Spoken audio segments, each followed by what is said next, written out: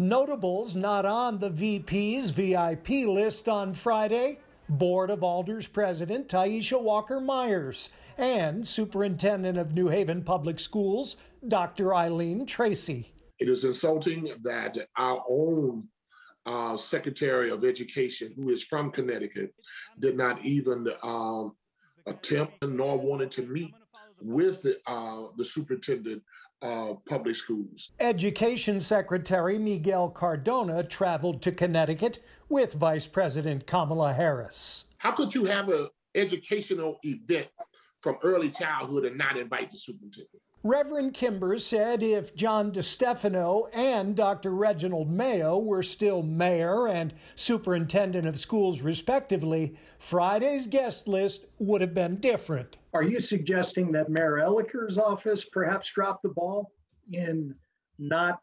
facilitating an invitation here? I do know that if I was mayor, I would never have gone to an event that deals with education without my superintendent. Neither I nor any of my staff had any influence over anyone that was invited to any of the events that the vice president was at. And the mayor says he wasn't even invited to the Boys and Girls Club.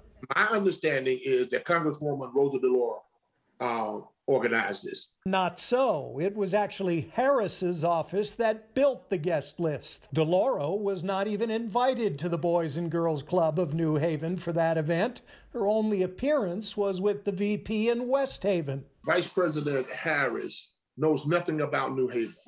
She knows nothing about the players in New Haven.